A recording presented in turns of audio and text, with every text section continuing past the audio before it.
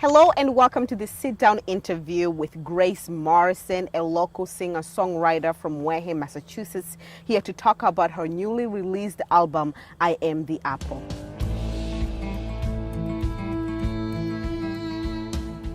Hello, Grace. Hello. How are you? Wonderful. How are you? Very well, thanks. You look beautiful. Thank you. So, I'm thinking let's begin with getting to know you. Sure. You grew up in Wareham, right? Tell me about your life, your upbringing. So I grew up in Parkwood Beach. I don't know if you're familiar with Parkwood Beach. It's a tiny little neighborhood in a house with no heat, which I think should have made me tougher than it did. But you say in terms of tough life, I mean, you are an oops baby, right? You say your yes. siblings, your brothers are much older than you are, like 20 years older than you are? Yeah, they were 23 when I was born. Okay, so tell me the story behind that. Well, so I think my mom was under the impression she could have no more kids. Okay. And she wasn't feeling good for a little while. Okay. And my dad said, maybe you're pregnant. She said, I am absolutely not. And here I am. Surprise. Now, they did warn your mom that there could possibly be some implications with her pregnancy, right? Yeah, so I think back then they had just started noticing the correlation between older moms and Down syndrome. So they were suggesting that she abort. Oh, but she didn't. But she didn't. So you were fighting from day one. That's right. I am so tough. Okay, so you tell me that you grew up in a very poor family, no heat. Yeah. Was that normal to you, or did you feel like there's something lacking? No, I didn't. That was just what I knew. Okay. And my parents made sure that I always had new clothes for school, and no matter what it took, I had braces. I mean, people helped my family, but I didn't know that. Okay. I had all the things I needed, and we just didn't have any heat. Wow. And I knew I couldn't get a computer. I knew bigger things like that. But in general, I wasn't. You didn't feel deprived in any way? No. All right. Very good. Yeah. Now then, years later, you end up finding music. So tell me how you ended up falling in love with music. Yeah, I mean, I started playing because I was so shy. Like, I would follow my mother around behind her and put my head under her shirt. I was terrified of people. So my dad obviously realized this was an issue. And he started with, let's get her into sports. Okay. And so they said, let's do soccer. And I was like, sure, yeah, I'll play soccer. And they got me all dressed up and got to the Wareham youth soccer field. I hadn't realized that meant other kids. And it was a field of other kids. I was like, no, I am not doing soccer. So he changed plans and we did piano, and because it was just another adult and me, and I was comfortable and I was just good at it naturally. But falling in love with it really wasn't until I saw the band Hanson, because they were kids that were playing instruments and writing songs, and I said, well, I can do that. And I said, okay, I'm going to do that. And I went home and I wrote a song. And what was your first song? I think it was something about a bluebird. Okay. Yeah. Do you remember how it went? No. On myself, blaming the winter on you. This main interview is to talk about your newly released album, I Am the Apple. And what makes this album so special is that it is your first full-length CD. Yes. Right? So let's talk about the album, the inspiration behind it, the songs in it. Sure. The songs are kind of all over the place.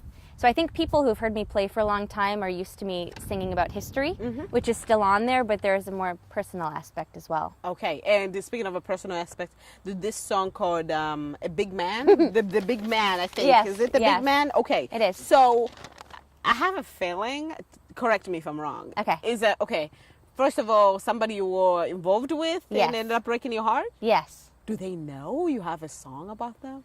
Actually, I don't know if he's smart enough to have picked it up, but I was singing at the Gateway Tavern one night, Okay. and I was introducing that song, and in he walked, and I sang it right to him. It was You take so much satisfaction. Like, you write a song like that trying to tell somebody off, and you imagine singing it to them, and to actually get to have that experience is very cathartic. okay, so tell me a little bit about this guy. And how he ended up breaking your heart so bad that he deserves a song. I mean, I wish my ex-boyfriends have talents of writing songs about me. That would be It was cool. one of these scenarios where this man presented himself to me as this big, macho, single man. and he was none of those things. Okay. Yep. So he got a number of songs, actually. Oh, it felt like a glove. How you used me for love, you devil. I dodged a bullet when you lost your nerve.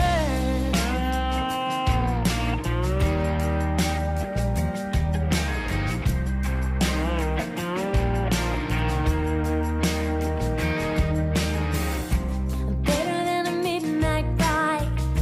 I'm better than the love of your life. You're feeling like a big man now. Gold wrappers are the center of your worth. You're feeling like you got some girth. You're feeling like a big man now. Oh, it fit like a glove. How you used me for love, you devil. I dodged a bullet when you lost your nerve. And you have the song "I Am the Apple," which of course it is also the title of your album. Let's talk about that song. What does it mean? Yeah. So that song is actually about the same guy. Okay. Wow.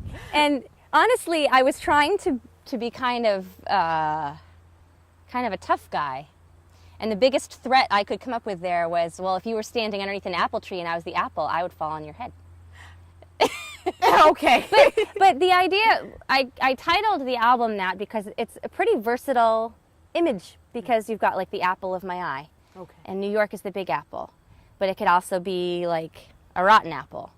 So it's, and you see it all throughout history. I mean, think about the Adam and Eve story. Yes.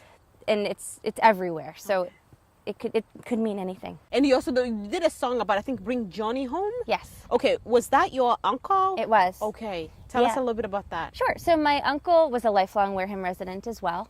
And growing up, I didn't really get to interact with him much because he struggled with addiction for his whole life. But when my mom used to tell me, oh, he went to the war, but when he came back, he was a whole different person. And so a couple of years ago, he was dying, and I started going to visit him, and he told me his story. And I guess what happened, he was like 16 years old, and he got into some trouble. And the judge said, well, you can go to jail or join the Marine Corps. And so a 16-year-old kid, it was pretty clear he was joining the Marine Corps, and he wound up in Vietnam. And, you know, he said he came home and he kissed the ground when he got here, but he never really felt like he came home. I mean, the greeting our soldiers got when they came home from Vietnam was not pleasant. Yes. And so, you know, in getting to know him at the end of his life, we were looking at pictures together and talking about his experiences. And some of the pictures I saw, I can't get out of my head. And I was thinking, you know, if just these old pictures affect me so much, imagine the people who had to live through it, what they live with. And to me, it explained his addiction. And I think that a lot of our soldiers struggle with that. And it's still kind of taboo to talk about emotional health. It's not, it seems weak to a lot of people to admit that they have these issues. So I wanted to kind of highlight that.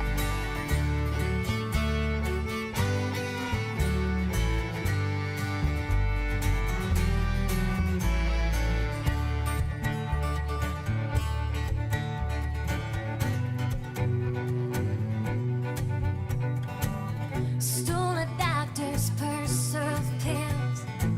His bank was richer than mine.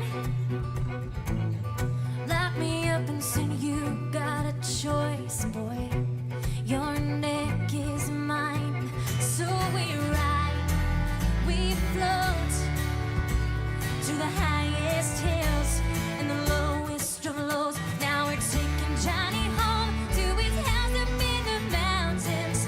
Taking Johnny home past the sycamore tree. Taking Johnny home where his mama will be waiting. She'll know it's the devil in me.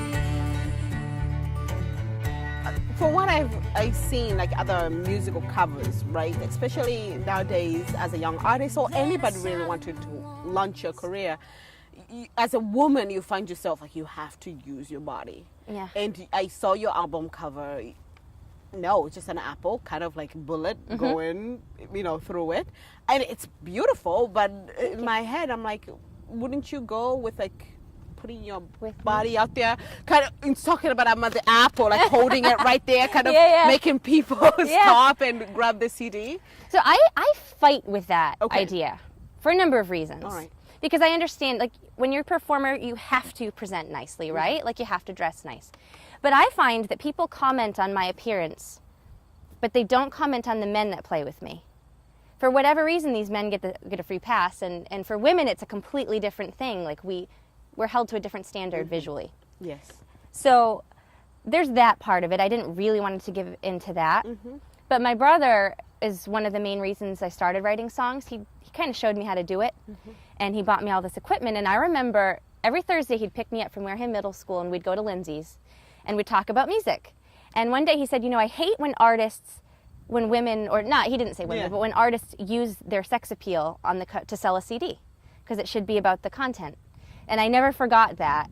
I feel you got it all. You have the personality. You can write songs. You know, you play guitar.